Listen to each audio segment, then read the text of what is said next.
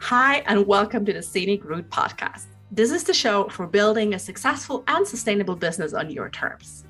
My name is Jen, and I'm a rebranding sociologist with a soft spot for rhubarb pie. Each week, I'll strive to expand your branding, business expertise, and mindset capacity. I'm so excited you're here, and now let's get into today's episode. Christen N. James is a Side Biz Coach and host of the Shine to 5 Method for Side Hustlers podcast. She is a certified life skills coach, certified master mindset coach, and Reiki practitioner with a BA in psychology and certification in solution-focused therapy. CJ created the Shine to 5 Method coaching system to help women-identified professionals push past mediocrity and challenge the status quo so they can shine in their own businesses. With her 3D exit strategy, CJ helps her demotivated clients heal and feel successful in their own businesses so they can break up with their employee mindset and confidently walk away from their unfulfilling 9-to-5. Okay, hey, CJ, how are you today? I am fantastic and excited. So happy to be here with you. How are you doing? Well, thank you. Well, first off, thank you so much for being here with me on the Scenic Route. I love it. And I am good. I had a pretty good day. I had a rough week last week. Like I caught some very weird fucking stomach bug and it was like wiping the life out of me. But oh no. I'm on the mend. I'm better. And so ready to dive in. How about you? I am so ready. Let's do this. Yeah, if you should see us, we're doing like energy vibe fist bumps. So I love that. Like one of your trademarks is you're like a transition coach. And this will be so interesting for anyone who is still in corporate and thinking of like building their business. Like you said yourself, like, okay, I love what you said on your website, where there's like, you have to shift from that employee mentality to the entrepreneur mentality. Yeah. Well, CJ, what's the big fucking shift we got to do? Tell me about it. The shift it's a mindset shift. Wow. There we go. We got it. It's not a mind shit. Shift. It's a mindset. It's not a mind shit. I swear. I promise it's not mind shit. Well, depends. Sometimes it is mind shit. It's your mind shitting. Yeah, your mind does exactly. But in this case, it's really because mindset is everything. So of course we make certain decisions. And we talk a lot about self-doubt and imposter syndrome and dealing with shiny object syndrome, all the different syndromes, all the different things we need to deal with. But employee mindset essentially is this conditioning that we need a corporate job, a quote unquote 9-to-5 to survive. We go to school, we get the education, we get the higher education so we can get the job. And then once what has been drilled into us as being exactly, this is how you're supposed to do it. You're supposed to get all this education, do all this stuff so you can get the job and live out the rest of your days at this corporate job. So now you have this mentality that my father, sorry, structure. Yes. Sorry. I just was like, this is like, yeah, what your parents want you, right? And my dad. Okay, all right. Or we just laying it with gloves are off. Okay, that's what I was trying to say. I was never ever wearing fucking gloves. Whatever. But yeah, it's exactly what your parents, it says, you're supposed to go to school, you're supposed to do this, you need to get a good job. You exactly. And I mean, they mean well. They mean well. But that's what they bless their hearts. But exactly. So then we kind of have that, okay, so I go to school, I get the education, I have the stability of a 9-to-5 and it's a steady paycheck and you can predict things and depending on the setting, you're working on a team or you're given your tasks, you know exactly what's coming, exactly what's going, when you're going to get paid. Predictability. The predictability, the steadiness. And then to go to entrepreneurship, it's all of that goes out the window, right? Especially the predictability part, the stability part, especially when you're starting off. But now we got to get used to like, oh my God, like, I don't know I don't know. How do I do that? I wasn't given the tools to be an entrepreneur. Many, there are the people who were fortunate enough. I've met a lot of really wonderful people who said, oh yeah, my entire family were entrepreneurs or my dad did this. Good for you. Most of us, yeah, exactly. Most of us We now we want to, and we have no idea how or where to start. We just have this desire to do it, because I remember when I was in corporate, I started, especially if you're a creative too, right? I started to feel like I was being placed in a box, and literally I was in a cubicle, but I didn't feel like I belonged. And I always share the story of how I stayed at my corporate job, my 9 to 5, probably about 5 years longer than I wanted to, because every time I tried to leave, something would pull me back in. The expenses, there was debt. I went on a big trip and I bought my house, and I'm like, I need this money. I need to have this money coming in. So you have to work on your mindset in order to be truly, truly successful as an entrepreneur. You have to shift that mindset. I remember when I was starting out, I had a massive burnout when I first started my corporate journey, like right after graduating. It was really bad. And I recovered, but only when I started my own business years later. I was like, oh, there is some shit I haven't really dealt with. I just kind of like swept under the carpet. And I wasn't really prepared that there would be so much old shit coming up, like money issues, or money, not issues, but money stories I've been telling myself. Like the money shit, my money mind shit. There it goes, trademark. Money mind shit. That's gotta be, I don't know, I don't want to do a course, but that's how I would name my course. But, and like all these beliefs about, I am worthy of when I do things, when I produce, when I, like, what has been ingrained through years of corporate, like you've been measured by your KPIs, but what you blah blah blah blah, right? And it's like, that's gonna well, and then I still glossed over it because I'm like, nah. I'm an Enneagram 7, so I was like, not dealing with this. It came around and bite me in the ass, and I kind of like had to face it and really be like, no, okay, this is not sustainable. I keep doing like what you said, right? You stayed 5 years too long. And I realized I was keeping on a client, although like I knew the client itself was great. The work was great. It wasn't bad, right? Otherwise I would have like, bye, be gone. But it wasn't the perfect fit anymore, right? It was okay, but it was good enough, but it wasn't perfect anymore. And I knew like, okay, it's time to let that client go. But it was a big retainer client. And I mean, you gotta love retainer clients, right? Like, and so I was like, okay. And I realized I was getting myself into these silly situations, right? Like kind of like maybe some part overspending, some part unpredictable things happened out of my control. And it was like, okay, let's just do one more month. And it was a year. And I'm like, what? Okay, I gotta stop. So how do we get out of this mess? How did you get out of it when you started? What was the final thing to be like, nope, bye corporate? You know what? My story is a little bit quote unquote unique, because I had tried to start my own side hustles while I was there. I was so determined to leave. My heart wasn't in it. I wasn't doing what I really wanted to. I was just, you were quiet quitting to be on track. I was quiet quitting. Okay, right? Oh yeah.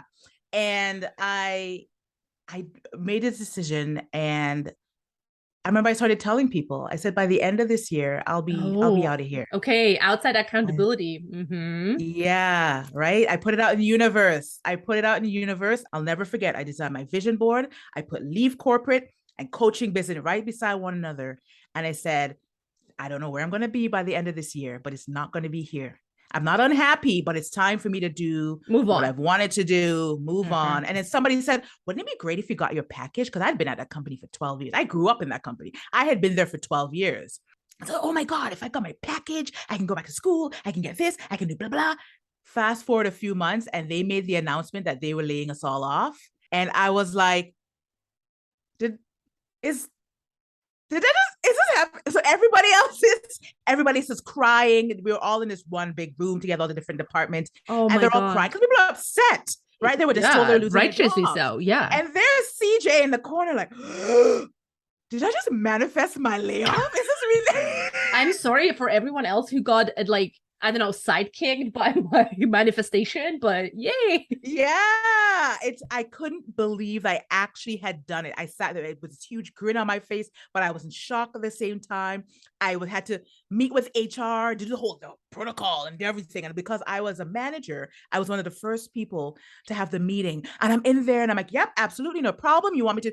And she was just like, yeah, where do I need to sign? Where do I need to sign? Essentially, I'm like, oh, I have to do it by this date? Okay, yeah, absolutely. And she was like, I'm not used to this reaction. Like, little do you know, I wanted to be out of here.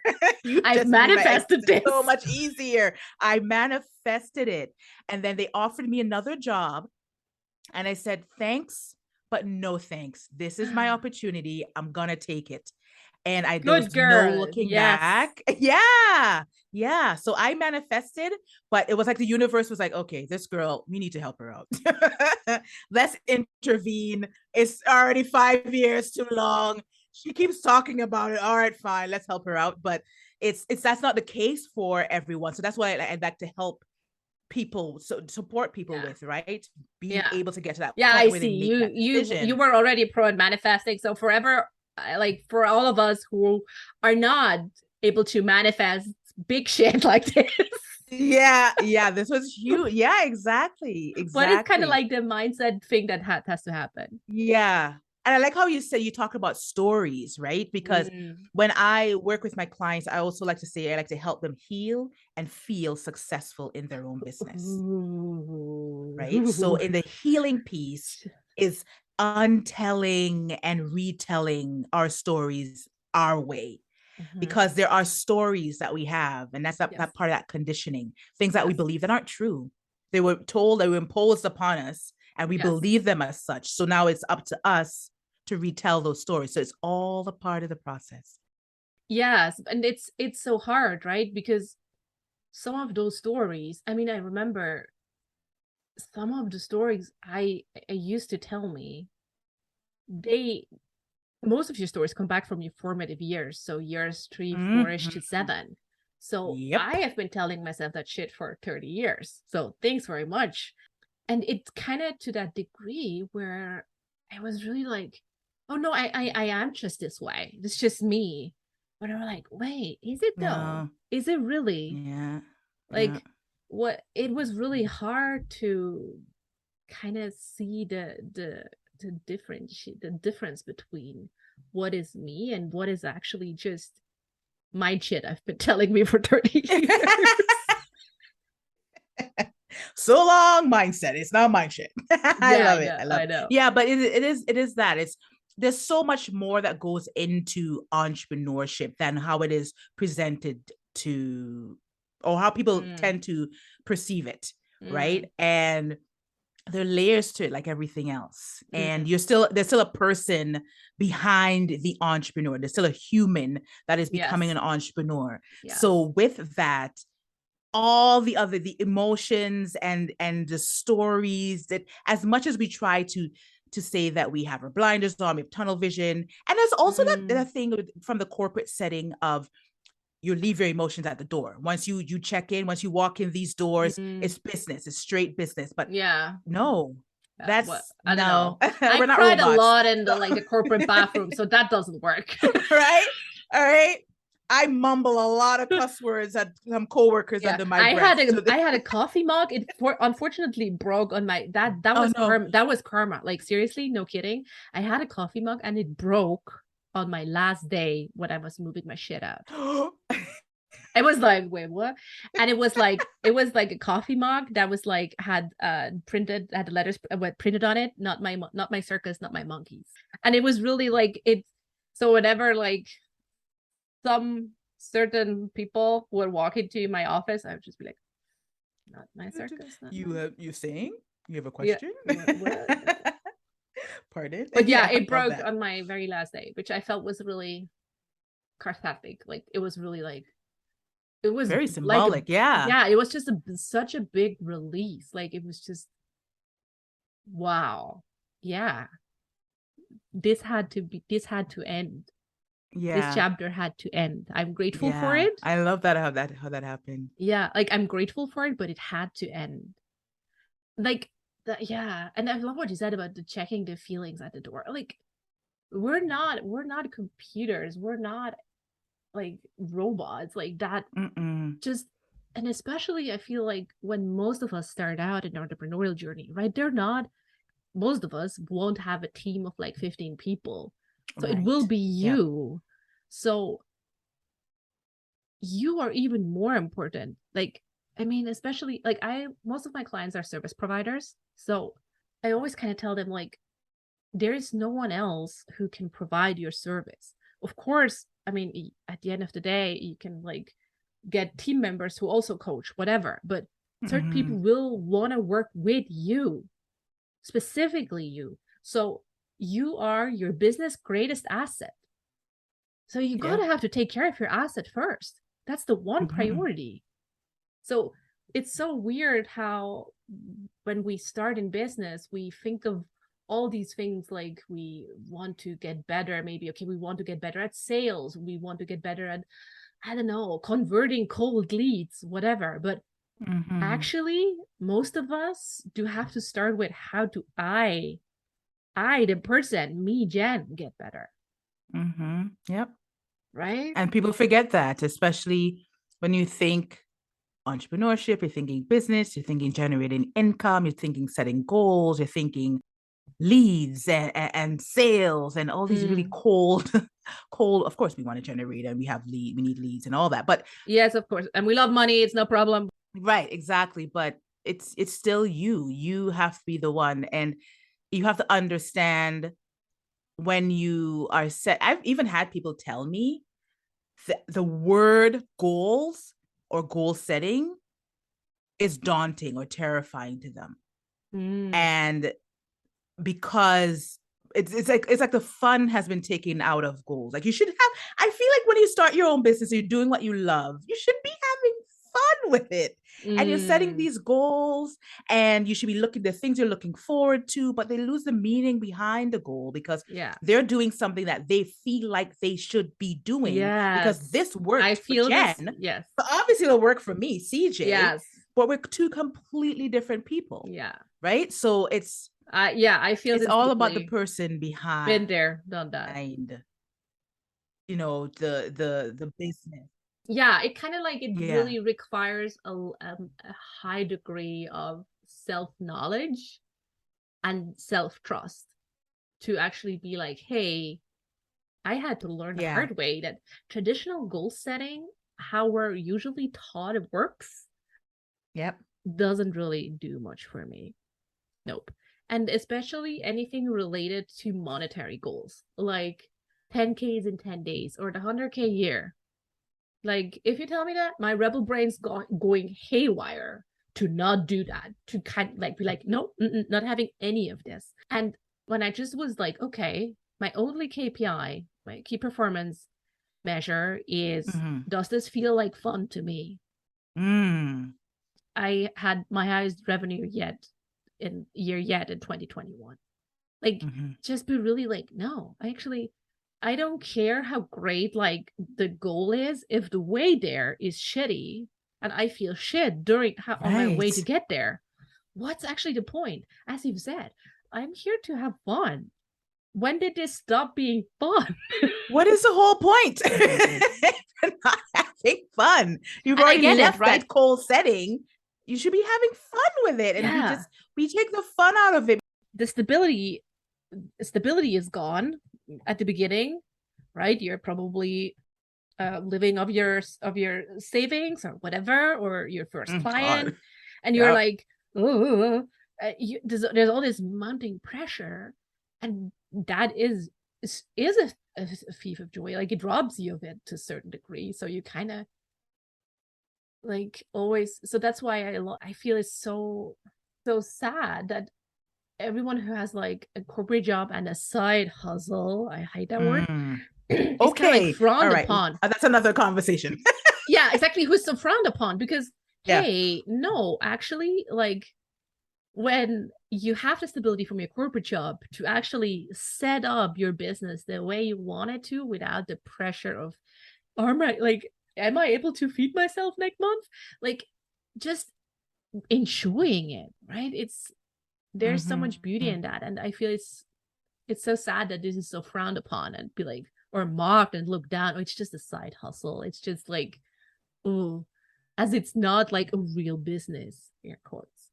Yeah, that's why I tend to use, I tend to say side business. I tend to want to encourage my clients away from saying side hustle to into the, I did like a whole episode on like why I don't like the word side hustle. Okay, listen to that one. Also go check that one out after this one. Right, exactly. But it's a business and you want to treat it like a business, but like you're supposed to have fun with it. Yeah. I mean, you're serious, you're grown up, you just, when you set goals, you're thinking about your desired outcome. But like the fun thing, right? Isn't that something I had a conversation recently with my mom friends. Like when we all had to think really hard when the question came up, well, when was the last time you just did something for the fun of it? Okay. Not with like an intent, like not with like, oh, I'm gonna go running so I lose a pound, or I'm gonna do this so that. No, just because it feels fucking fun to do that. Exactly. And we all were like, I don't know. Yeah. So it was really like yeah, you get silence. There's so much going on and so much to try to keep up with, and we lose sight of a lot of things, and we forget to celebrate the small wins.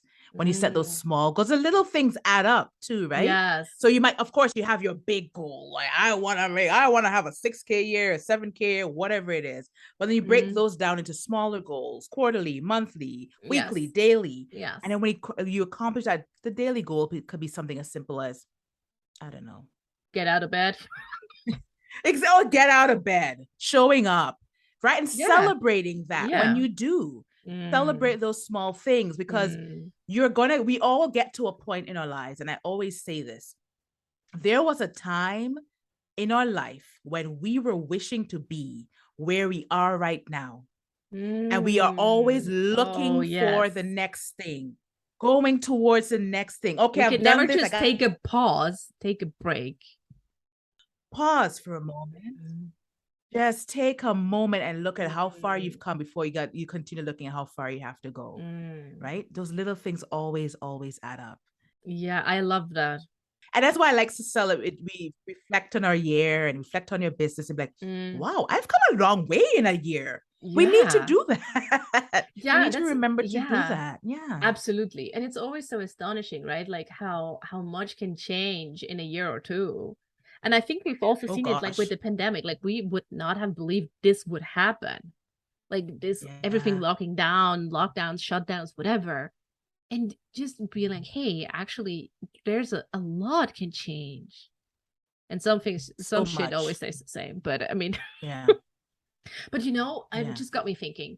Like we had the conversation about, okay, how we're kind of like checking the feelings at the door when we start our own business, and like how we stop, how suddenly we realize, oh, this is not fun anymore, but we wanted to have fun. That's why we built this. And I just thought, like, most of the people I have talked to are entrepreneurs who were corporate before. When I ask them, well, why did you leave? Most of them answer with, oh, I just wanted to have more freedom to like, I don't know, do whatever. Right. And I'm like, yeah, same. I just wanted to do whatever the fuck I want to do.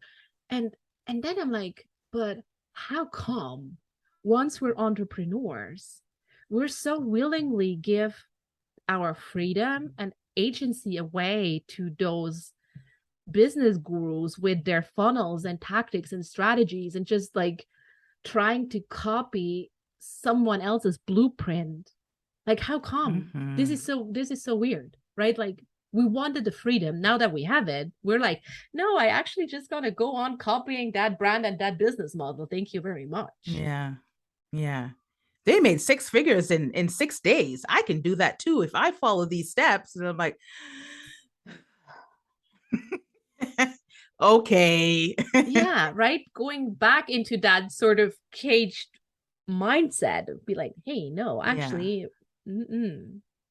this is when you really tap into your creativity, your individuality, what makes you you. That's what should be showing up in your business as an entrepreneur, as a solopreneur, especially when it's a solopreneur, which is just you. That's what people want to see. People want to see what makes you unique. What makes you different? Why should I hire you and not the 500 other people that are doing the same thing that you're doing? That everybody's not doing the same thing. We might be in the same industry or in with having the same something. Yeah. There's how many coaches are there, right? Like, if I thought about how many coaches there were, I wouldn't do anything, right? But as many as Donald J. Trump told lies during his presidency, you'll probably like, I don't know. Gloves are off. The gloves are off. Exactly. So, but what makes you you? What is your secret sauce? Nobody else has it. As cliche as it sounds, that's exactly what people want to see. What do you see in your clients is kind of like, I mean, showing up as your authentic self is what we're talking about, right? Your secret sauce. Yeah. I mean, it requires a lot of courage and a lot of self-trust. What do you see like in your clients? What do they struggle most with in terms of like or like coming to terms with being authentic and showing who they really are? Comparisonitis. Oh, they compare. Oh, so and so. We just talked about it, but a lot of times they feel like their business isn't successful because they don't have a certain amount of followers or they haven't grown their email list a certain number, and oh, well, I haven't done this, and maybe if I do that, and I keep having to remind them, don't compare your chapter 1, first of all, to somebody else's chapter 10. Yeah. Of course, they're making it seem easy. They're making it seem like it happened overnight. It didn't happen overnight. It took them 5 years. It took them 10 years. Yes. You are just starting out. You are just figuring out what your next steps are going to be, and you're going to stumble. I always tell them, when every client relationship, I start off by saying, listen, this is going to suck.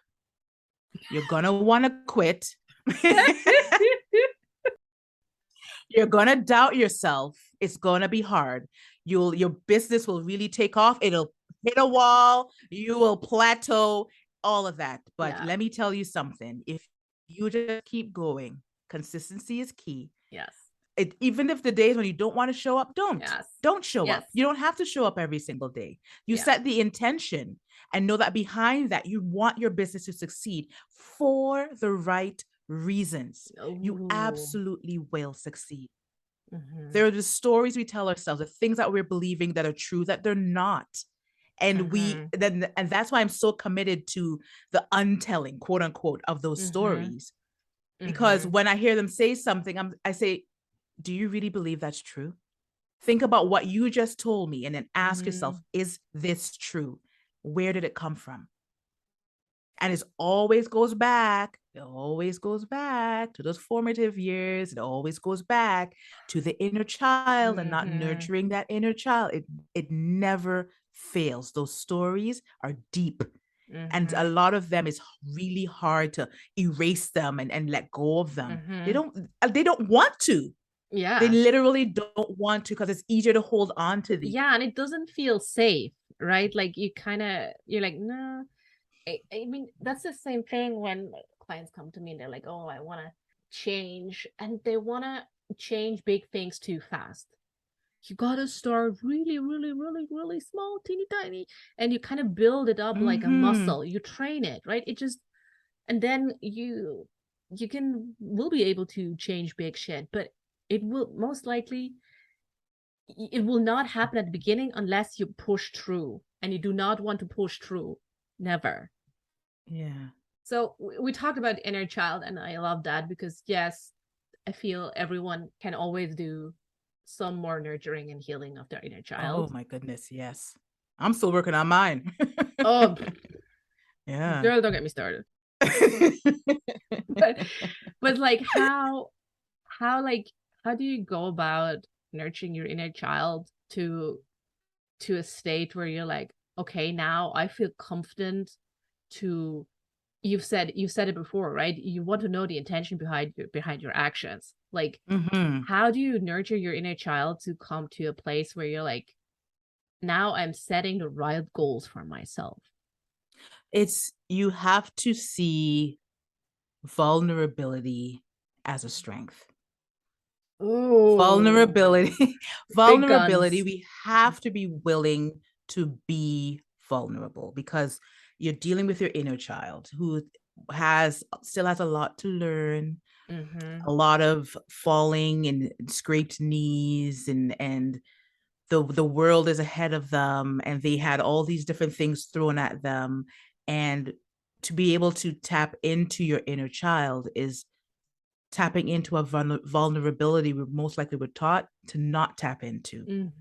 And being able to be that state of vulnerability, to be able to say, I'm having a really hard time with this because of this.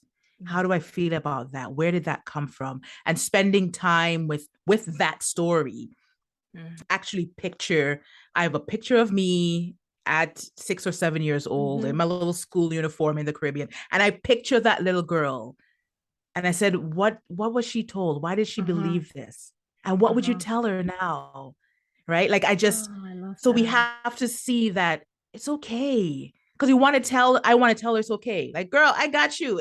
Yeah, you'll be fine. It'll be hard, but like, I got you. But to be able to say that, it's almost like you have to go back to that level. And then the beautiful thing about kids, and what I love about kids, and the fact that they lose this because the world happens to them, is that kids are so smart. Yes.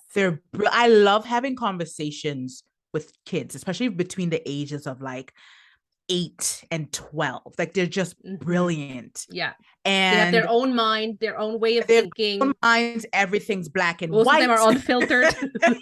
If you don't do this, you make no sense. You are stupid, right? But then at some point that's taken away from us. So it's going back to that place of being vulnerable and saying, when did that happen?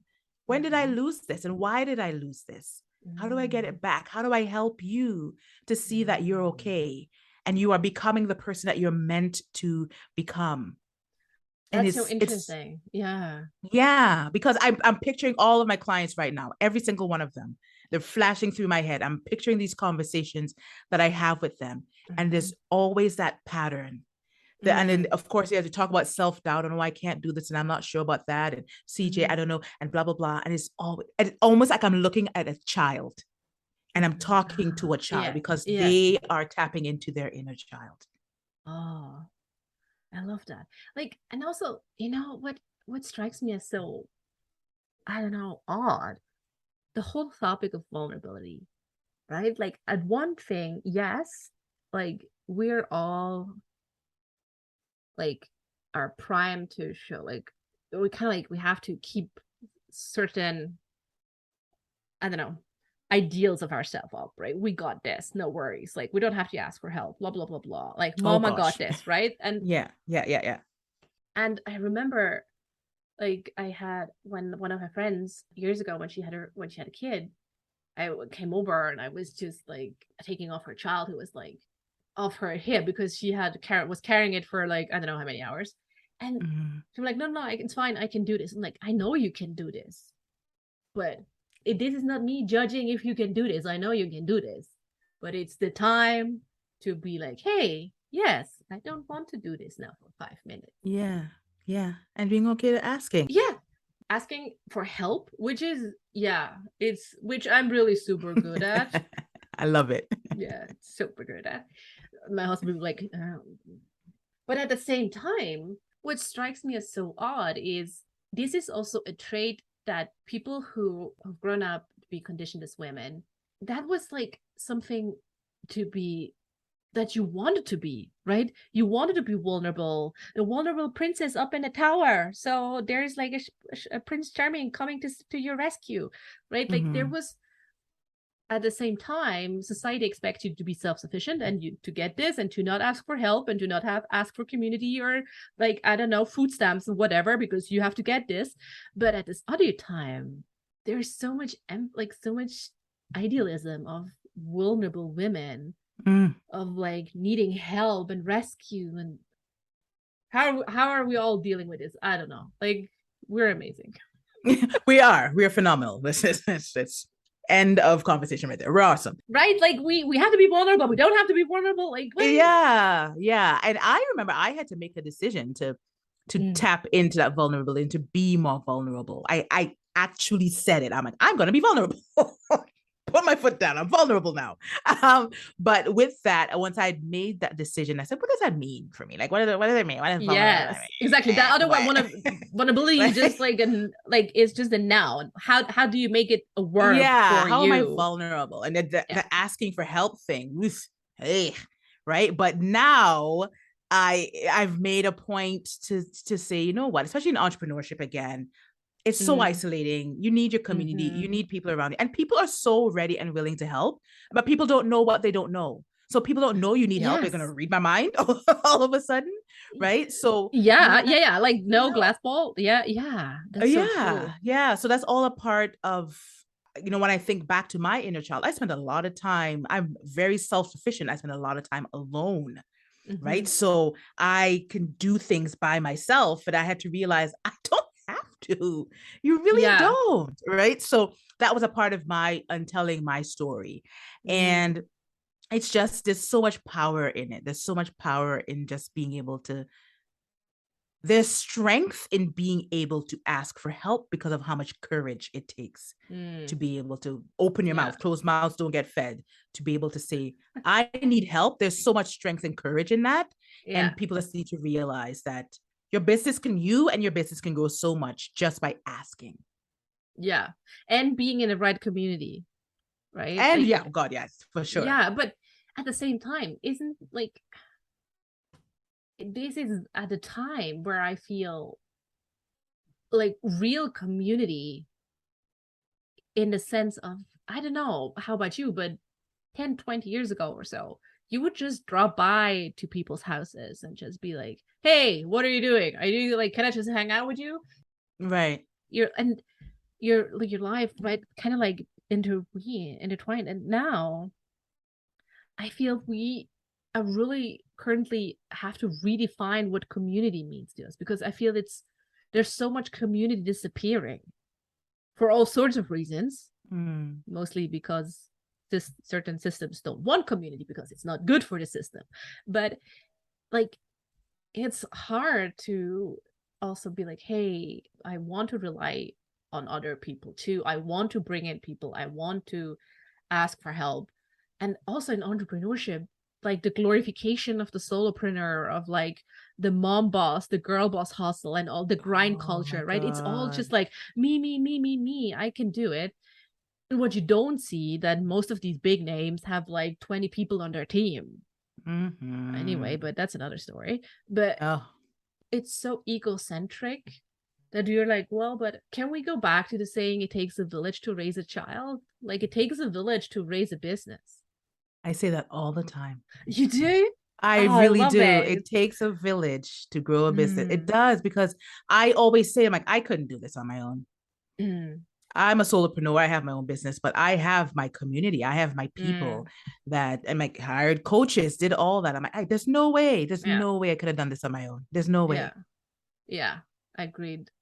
So, okay, you said one of the big things that you see like across the board with your clients is the vulnerability, show more vulnerability to ask for help, and then kind of like set goals that are right for you.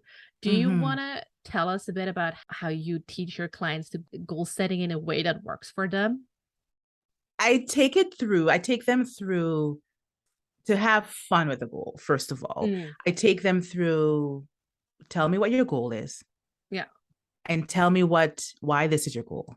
Why now? Do you actually, how does it fit Why into your now? life? Yes, I love Yeah, this how one. does Why that fit now? into your lifestyle now? Because I do work with the 9-to-5ers that have the quote unquote side hustle, the side business, and things that don't necessarily fit into your life or your lifestyle. And being okay, and then looking at your time management and what you're going to do with the time that you have, whatever little time you might have after you look at your life, you look at your business, you look at everything else, and then, that's where the goals would come in. And picturing yourself, like actually see yourself on the other side. How would it look and how would it feel if you accomplish this goal? What does that look like? How does that feel? What will it take? And that, do some reverse engineering. Yes. And then spending time, because I like to talk about how you feel impacts what you think and ultimately what you'll do. So I start and end every coaching call with, how are you feeling? I have a feeling wheel ready with different words if they need help with words. I have another one with all emojis if they need, that's what they relate with more. But just by asking them how I'm a GIF person. Oh, how you feel, I gotta type a GIF. This is why we get along. This is why we get along so well, because I can have a whole conversation. That's me and my partner. We communicate almost exclusively in GIFs. And it's so important to be able to, but I take them into, they talk about how they're feeling, and then we go into why you're feeling like that, checking in with yourself. Why does this goal make sense for you now? Why do you need to accomplish it now? How are you going to accomplish it? What are you going to do if your actual outcome, it doesn't match your desired outcome? Maybe your desired outcome is different from your actual outcome. Maybe your actual outcome will be better.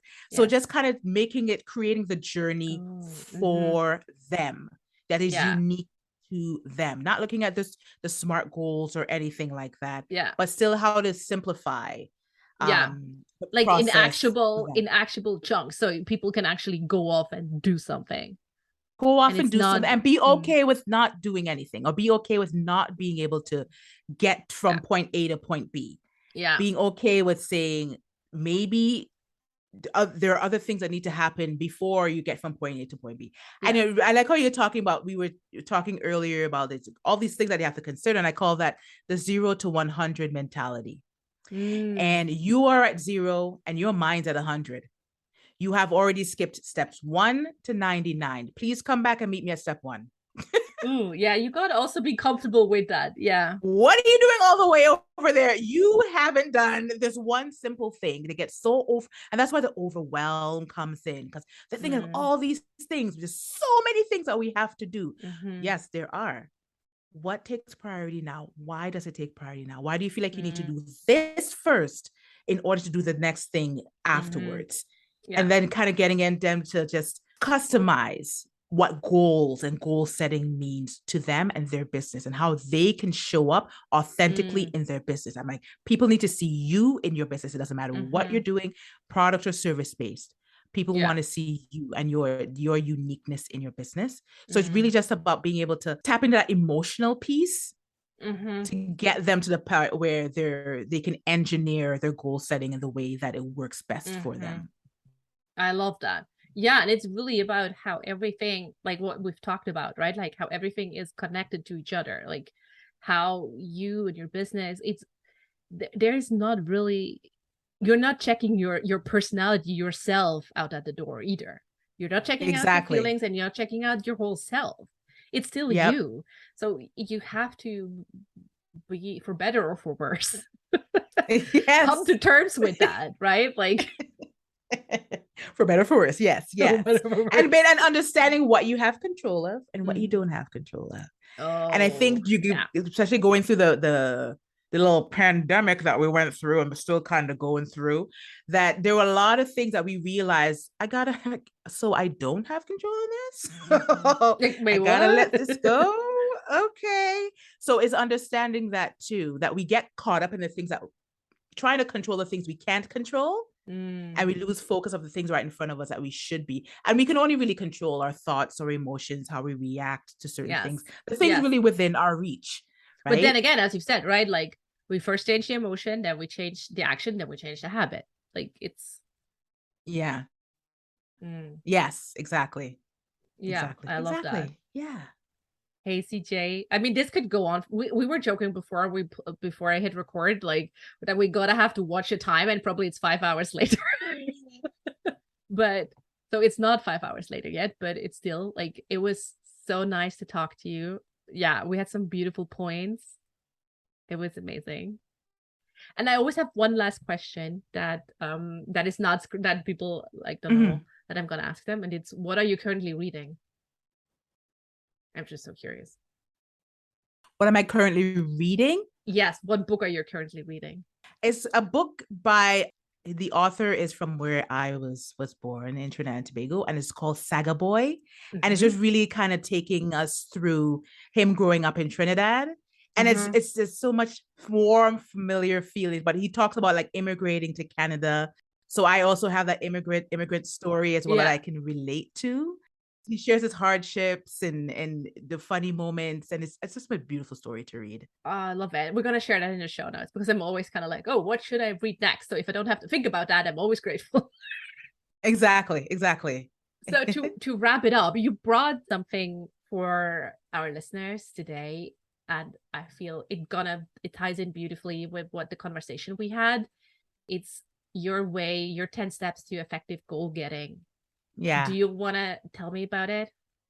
What's it about? So it's really about everything we talked about. It's just making sure the word goal, what it means to you, why you want to set goals, how you're going to set the goals, how you're going to break down those goals so you can get the fun back into goal setting.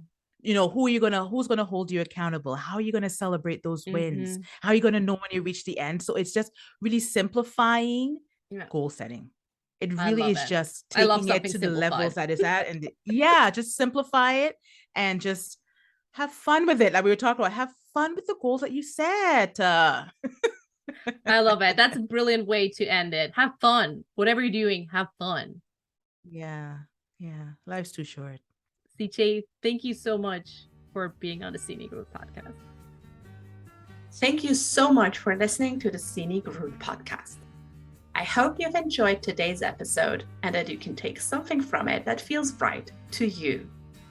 I'd be so grateful if you could share the Scenic Route podcast with others and leave a rating and review so we can introduce more people to the joy of taking the scenic route in business. As always, you can head over to scenicroutepodcast.com to check out all the links and resources from today's episode.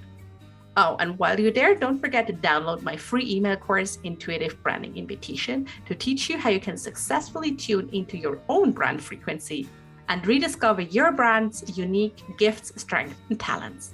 So thanks again. Talk soon.